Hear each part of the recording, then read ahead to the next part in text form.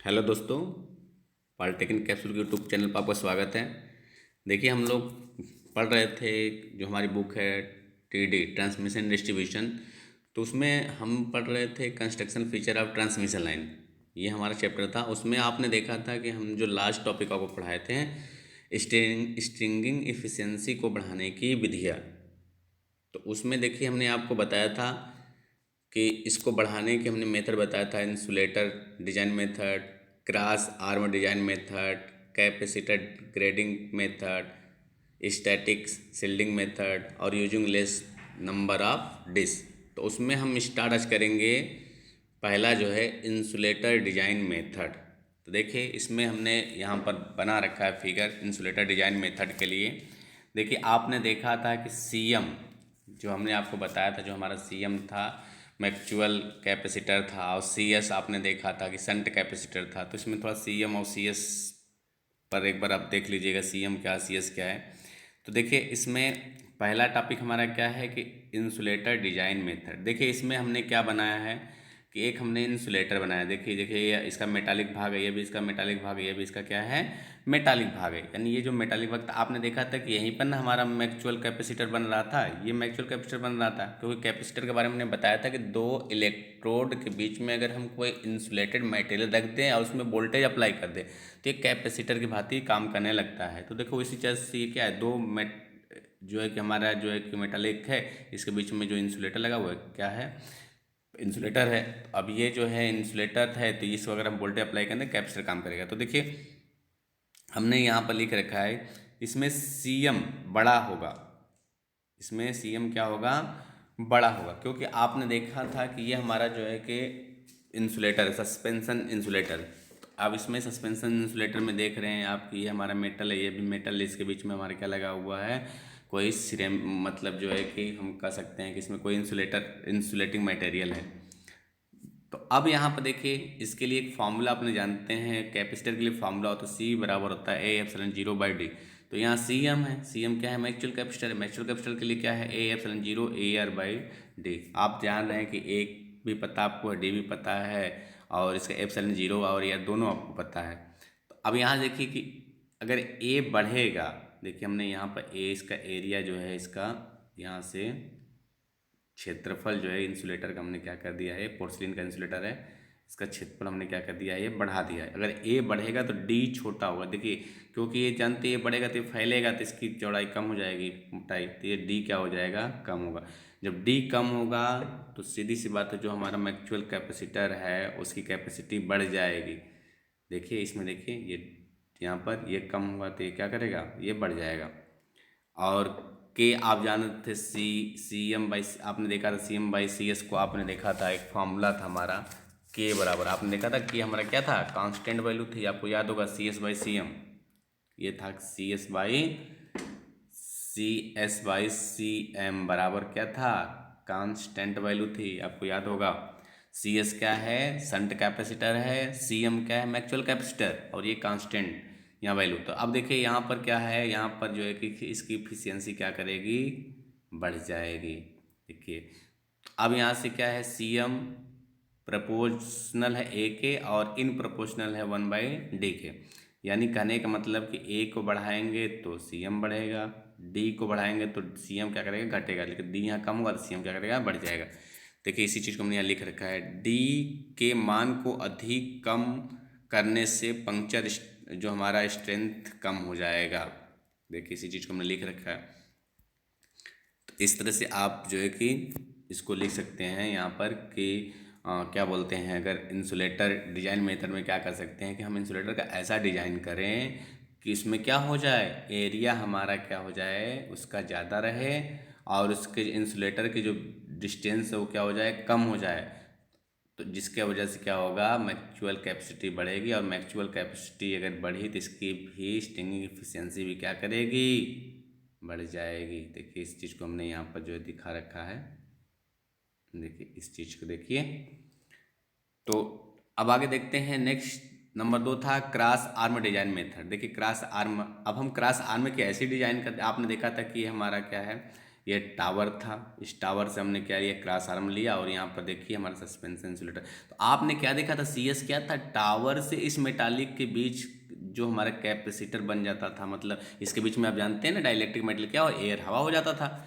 आपने इसके पहले फिगर मैंने आपको बहुत अच्छे से समझाया था। तो इसमें देखिए क्या होगा, ये एयर जो है डाइलेक्ट्रिक मटेरियल का काम करेगा, एयर डाइलेक्ट्रिक मटेरियल, एयर यहाँ पर है। अब ये इसके बीच में अब देखिए ये हमारा मेटालिक है, ये टावर भी मेटालिक भाग है।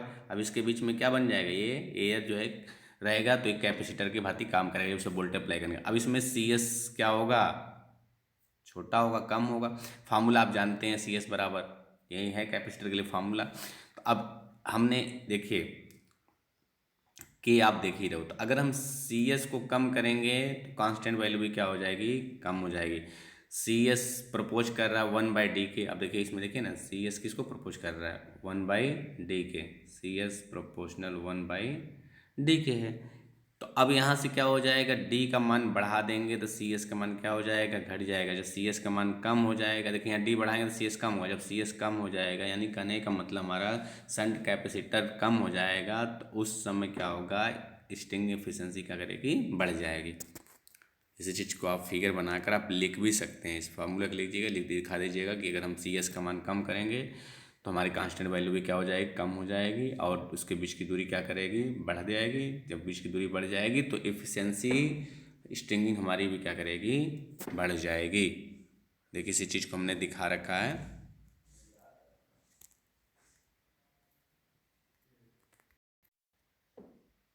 देखिए थर्ड था कैपेसिटर ग्रेडिंग मेथड।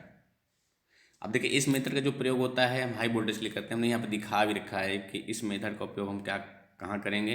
इस मेथड का उपयोग 200 kV के ऊपर के लिए किया जाता है।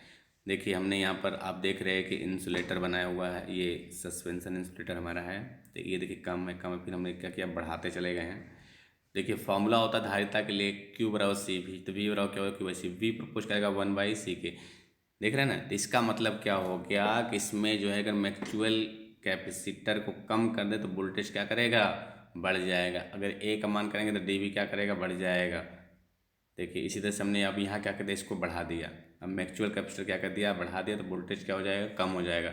ए का मान बढ़ेगा तो डी का मान भी क्या हो जाएगा, कम हो जाएगा। इस तरह से एफिशिएंसी को हम बढ़ा सकते हैं। कहने का मतलब हो गया, अगर मैक्सवेल कैपेसिटर को बढ़ा दे तो वोल्टेज का मान क्या हो जाएगा, कम हो जाएगा।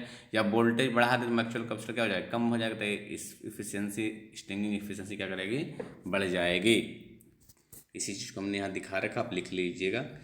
नंबर 4 देखिए, जो कि स्टैटिक शील्डिंग मेथड। ये क्या होती है, देखिए स्टैटिक शील्डिंग मेथड क्या होती है, इसको देखिए। इस मेथड में एक ग्रेडिंग रिंग को लाइन कंडक्टर के निकट चारों ओर लगाते हैं। इस मेथड में देखिए,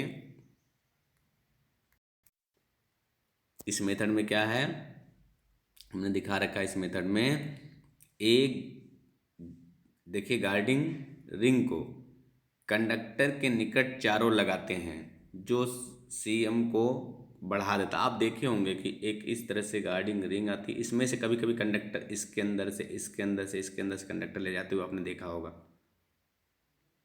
जो हाई वोल्टेज लाइन होती है उसमें देखते हैं कि एक रिंग बना करके ऐसे स्क्वायर टाइप का रिंग होता है। आप ध्यान दीजिएगा, कभी हाई वोल्टेज की जो ट्रांसमिशन लाइन जाती है टावर्स, उसको देखिएगा, ऐसे डिस्क टाइप होता है, उसमें से कंडक्टर निकल जाता है, फिर उसमें इसमें से कंडक्टर निकल जाता है। ऐसे कंडक्टर को आप देखोगे कि एक रिंग बनाकर ले जाता है। इससे देखिए क्या होता है, इससे क्या होता है, सीएम जो है मैक्सवेल कैपेसिटर बढ़ जाता है। और सीएस जो है कि आप देख रहे हैं जो हमारा शंट कैपेसिटर किसकी वैल्यू क्या करती है, घट जाती है, जिससे स्ट्रिंगिंग एफिशिएंसी बढ़ जाती है। इस स्ट्रिंगिंग एफिशिएंसी बढ़ाने के लिए ही किया जाता है, वो लगाया जाता है डिश टाइप का। देखिए इसी चीज़ को मैंने लिख कर कैसे दिखा दिया है कि सीएम बढ़ेगा तो सीएस क्या करेगा, तीन नीचे का मतलब घटा हुआ, तीर ऊपर का मतलब बढ़ा हुआ है। यहाँ पर देखिए घटेगा और ये एफिशिएंसी बढ़ जाएगी। जो हमने तीर ऊपर नीचे दिखा रहा है दोस्तों यहाँ पर ना आप लोगों को, इसका मतलब कि देखिए इसका मतलब हो गया यहाँ पर घटने और बढ़ने से। ये तीर ऊपर है, बढ़ रहा है, तीर नीचे, इसका मतलब घट रहा है। तीर ऊपर मतलब बढ़ रहा है, ये घट रहा है, और ये क्या कर रहा है, बढ़ रहा है। यह देखिए नोट में देखिए एक चीज़ बहुत अच्छा ध्यान दीजिएगा, यह गार्डिंग रिंग ओवर वोल्टेज के समय आर्किंग हार्न का भी काम करता है, देख लीजिए। फिर अगला मेथड है यूजिंग नंबर ऑफ डिस्क, यानी कि हम नंबर ऑफ डिस्क को भी लेकर के अगर हम कम डिस्क लगाते हैं उससे भी एफिशिएंसी बढ़ सकती है। देखिए फार्मूला आपने देखा, इसके पहले हमने आपको फार्मूला बताया था, फार्मूला को using of number of disc. देखिए नीटा बराबर वी बटे एन इंटू वी एन था, तो नीटा प्रपोज करेगा नंबर ऑफ डिस्क को, यानी नंबर ऑफ डिस्क कम यूज करने से इंसुलेटर का डाइलेक्ट्रिक स्ट्रेंथ कम हो जाता है, अर्थात निश्चित वोल्टेज के लिए। देखिए हमने यहाँ लिख रखा है निश्चित डिस्क यूज करना होता है। कम यूज देखिए अगर नंबर ऑफ अगर हम कम डिस्क यूज कर रहे थे, हम क्या हमारा क्या होगा, तो जो इंसुलेटर का डाइलेक्ट्रिक स्ट्रेंथ वो कम हो जाएगा, अर्थात निश्चित वोल्टेज के लिए निश्चित डिस्क यूज करना होगा। तो देखिए दोस्तों ये चीज़ जो है कि हमारा आपने देखा था कि हम लोग टॉपिक था स्ट्रिंगिंग इफिशिएंसी को बढ़ाने की विधियाँ। देखिए इसको नोट कर लीजिए आप।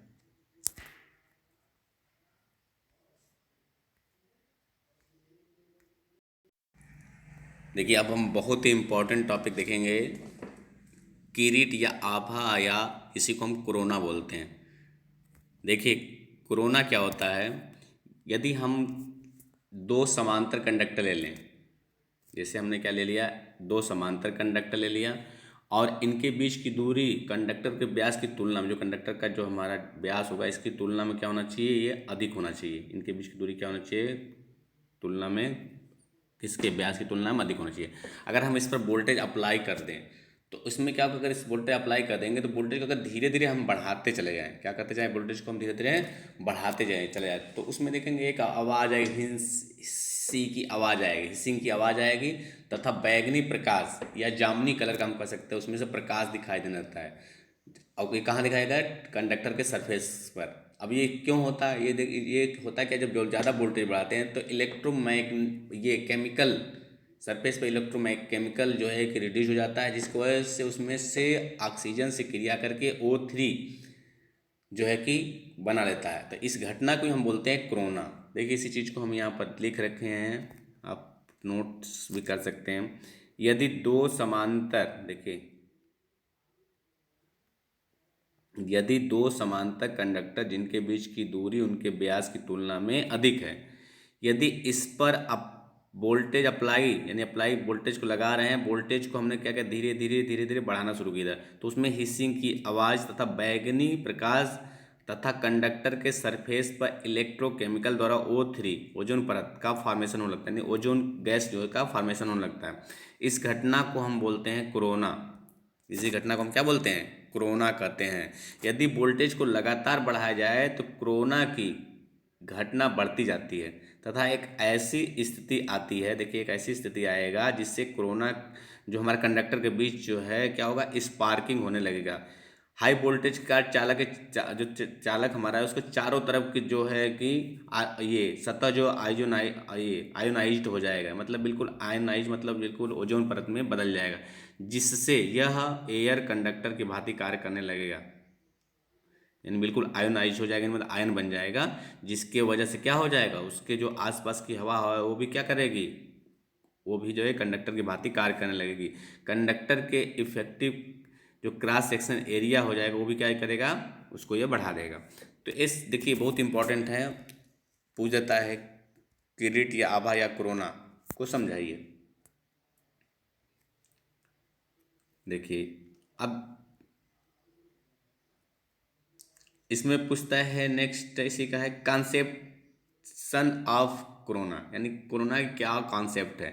देखिए इसमें कैसे पता चलेगा कोरोना सिस्टम में, देखिए हिसिंग की आवाज़ आती है, बैगनी या जामुनी रंग का प्रकाश देती है, O3 बनाती है। डीसी में कोरोना जानते हैं पॉजिटिव कंडक्टर पर अधिक होता है, डीसी जो होता है, डीसी में कोरोना पॉजिटिव कंडक्टर पर अधिक और एक समान होता है, और नेगेटिव कंडक्टर पर क्या होता है, कम होता है। एसी में दोनों कंडक्टर पर कोरोना एक समान होता है, चाहे वो नेगेटिव हो चाहे पॉजिटिव कंडक्टर, दोनों में एक समान होता है। चिकने कंडक्टर पर कोरोना यूनिफॉर्म होगा, और खुरदरे कंडक्टर पर क्या हो जाएगा, कंडक्टर पर नॉन यूनिफॉर्म होगा, तथा उभरी हुए तल पर कोरोना अधिक होगा। देखिए मोस्ट इंपॉर्टेंट है ये भी टॉपिक। कोरोना की घटना होने के लिए कंडक्टर के बीच की दूरी उनके व्यासों की तुलना में अधिक होनी चाहिए, अन्यथा दोनों कंडक्टर के बीच में स्पार्क उत्पन्न हो जाएगा। देखिए इस चीज़ को मैंने लिखा, आप लिख लीजिएगा, बहुत ही इम्पोर्टेंट है ये। तो देखिए आगे हम चलते हैं फिर। देखिए फैक्टर इफेक्टिव टू कोरोना, यानी कोरोना को प्रभावित करने वाले कारक। तो कौन कौन इसको कारक प्रभावित करते हैं? देखिए पहले तो है इसका लाइन वोल्टेज। इसको कौन कौन प्रभावित करता है कोरोना को? देखिए पहला क्या है, लाइन वोल्टेज। संचरण लाइन के चालकों के बीच लाइन वोल्टता के बढ़ने से कोरोना बढ़ता है और वोल्टता के घटने से कोरोना बढ़ता है। यानी कहने का मतलब कि हम ट्रांसमिशन लाइन के वोल्टेज बढ़ाते जाएं तो कोरोना बढ़ेगा, और वोल्टेज घटाते जाएं तो कोरोना क्या करेगा, घटेगा। तो देखिए हम लिख रहे हैं कोरोना प्रोपोर्शनल वोल्टेज। दूसरा है चालकों के बीच की दूरी। देखिए संचरण लाइन के, ट्रांसमिशन लाइन के चालकों के बीच की दूरी बढ़ाने से कोरोना कम होगा, और दूरी को घटाने से, कम करने से कोरोना क्या करेगा, बढ़ जाएगा। तो संचरण लाइन में चालकों के बीच की दूरी, जैसे ये कंडक्टर है, एग्जाम्पल है, जैसे ये कंडक्टर है, ये कंडक्टर है, अगर इनके बीच की दूरी को हम बढ़ा दें, इसको एक कंडक्टर से दूसरे कंडक्टर के बीच की दूरी क्या करें, हम बढ़ा दें, तो कोरोना क्या करेगा, कम होगा। और इसी दूरी को क्या कर दें, हम कम कर दें, तो कोरोना क्या करेगा, बढ़ जाएगा। देखिए यहाँ पर हमने दिखा रखा है कोरोना प्रपोज कर रहा है 1/d को। इसके बाद देखिए चालकों की आकृति और प्रमाप, shape and size of conductor, यानी कंडक्टर के साइज पर भी डिपेंड करता है। तो ट्रांसमिशन लाइन के चालकों की मोटाई बढ़ाने से कोरोना घटता है, और मोटाई घटाने से कोरोना क्या करता है, बढ़ता है। यानी कि उसकी मोटाई, अगर हम कंडक्टर की मोटा कंडक्टर लगाएंगे तो कोरोना क्या करेगा, घटेगा, और कंडक्टर की मोटाई क्या कर दे, कम कर दे, तो कोरोना क्या करेगा, बढ़ेगा। अर्थात देखिए हमने यहाँ भी लिख रखा है कोरोना प्रोपोर्शनल 1/r के। आर क्या है भाई, देखिए उसका व्यास का आधा त्रिज्या, मतलब कंडक्टर का जो है कि त्रिज्या कह सकते हैं। इसके बाद देखिए नेक्स्ट है चालकों के बीच की दूरी डी तथा अर्ध परिमाप, यानी व्यास, अर्ध व्यास जो है मतलब त्रिज्या आर का अनुपात, यानी दोनों का रेशियो, दूरी उसकी, जो चालकों के बीच की दूरी और कंडक्टर की जो त्रिज्या है का रेशियो जो है, कहने का मतलब बढ़ाने से कोरोना क्या करेगा, घटेगा, और घटाने से क्या करेगा, कोरोना बढ़ेगा। यानी कोरोना प्रोपोर्शनल 1/d/r। देखिए नेक्स्ट है चालकों के पृष्ठ की दशा, यानी सरफेस ऑफ कंडक्टर, यानी कहने का मतलब अगर हम स्मूथ कंडक्टर लेते हैं तो कोरोना घटेगा, और अगर हम रफ कंडक्टर लेते हैं तो कोरोना क्या करेगा, बढ़ेगा। नेक्स्ट है वायुमंडलीय परिस्थितियाँ। देखिए वायुमंडलीय परिस्थितियाँ में आप जानते हैं कि अगर हमारा क्या है, ग्रीष्म ऋतु है, गर्मी का दिन है, तो उस पर जो है कोरोना का प्रभाव कम देखने को मिलेगा। अगर यही बारिश का दिन है या ठंडे का मौसम है, उसमें देखें कोरोना को प्रभाव देखने को अधिक मिलेगा। इसका देखो एक मेन कारण होता है वायुमंडल के परावैद्युत सामर्थ्य, घनत्व तथा आयनीकरण पर निर्भर करता है। देखिए इस चीज़ को काफ़ी, ये भी मोस्ट इम्पॉर्टेंट है, आप इसे नोट कर लीजिएगा। ये पूछ देता है कोरोना को प्रभावित करने वाले कारक बताइए, या कारकों का वर्णन कीजिए, इस तरह से क्वेश्चन पूछता है। अब देखिए कोरोना के प्रभाव को कम करने की विधियाँ, कौन कौन विधियाँ कोरोना के प्रभाव को कम कर सकती हैं, कैसे हम कोरोना के प्रभाव को कम कर सकते हैं। देखिए कंडक्टर के बीच की दूरी बढ़ाकर कोरोना कम किया जा सकता है। आपने देखा कंडक्टर के बीच की दूरी बढ़ाकर कम कर सकते हैं। कंडक्टर के साइज को बढ़ाकर क्या कर सकते हैं, हम कोरोना को कम कर सकते हैं। यूजिंग बंडल कंडक्टर, अगर बंडल कंडक्टर आपको हमने बताया था कंडक्टर के बारे में, तो बंडल कंडक्टर यूज करके भी इसको कोरोना कम किया जा सकता है। होलो कंडक्टर यूज करके ये आप कोरोना कम कर सकते हैं। आपको हमने बताया था ACSR कंडक्टर के बारे में पढ़ाया था, उसका भी यूज करके कोरोना को आप कम कर सकते हैं। अब हम देखते हैं एडवांटेज ऑफ कोरोना, यानी कोरोना से क्या लाभ है। तो देखिए रिड्यूज ऑफ ट्रांजिस्ट इफेक्ट, यानी क्षणिक समय में वोल्टेज का बढ़ना या सर्ज वोल्टेज को कम करेगा। मतलब अगर कुछ क्षणिक के लिए अगर वोल्टेज बढ़ जाएगा, तो सीधी सी बात है वोल्टेज बढ़ाने पर ही कोरोना होता है, तो कोरोना बढ़ेगा, तो उससे फ़ायदा क्या हो जाएगा, सर्ज वोल्टेज जो है आपका कम हो जाएगा। देखिए फिर करंट कैरिंग कैपेसिटी बढ़ जाती है और प्रभावी डायमीटर बढ़ जाती है। अब देखिए करंट ले जाने की जो कैरिंग ले जाने की जो करंट जाने की क्षमता क्या करती है, बढ़ जाती है, और डायमीटर बढ़ जाता है, जो प्रभावी डायमीटर उसका क्या करेगा, कंडक्टर का बढ़ जाएगा। इसके बाद डिसएडवांटेज देखिए आप कोरोना, यानी कोरोना के से हानि क्या है हम कंडक्टर को, तो यह non sensitive signal communication line को प्रभावित करती है। जो हमारी कम्युनिकेशन लाइन होती है इसको ये प्रभावित करती है। पावर लॉसेस अधिक होने के कारण ट्रांसमिशन लाइन की एफिशिएंसी कम हो जाती है। इसके कारण कंडक्टर रफ एंड असमतल हो जाते हैं। कोरोना के केमिकल एक्शन के कारण O3 उत्पन्न होता है, जिससे कंडक्टर की उम्र क्या हो जाती है, कम हो जाती है। तो दोस्तों ये जो चैप्टर हम लोग का चल रहा था constructional feature of transmission line, ये समाप्त हो गया। नेक्स्ट चैप्टर हम आप लोगों को लेकर आएंगे, जो कि हम आपको पढ़ाएंगे। अगला हमारा जो चैप्टर है सैग के बारे में आपको हम पढ़ाएंगे। इसके बाद हमारा जो चैप्टर स्टार्ट होगा जो है कि मैकेनिकल डिजाइन ऑफ लाइंस। तो मैकेनिकल डिजाइन ऑफ लाइंस आप लोगों को नेक्स्ट वीडियो में लेकर आएंगे। और दोस्तों इस चैनल को आप लाइक और सब्सक्राइब करिए और अपने दोस्तों में अधिक से अधिक शेयर भी करिए। अगर आपको कोई प्रॉब्लम होती है तो प्लीज़ आप हमें कमेंट करके बता सकते हैं। तब तक के लिए दोस्तों धन्यवाद।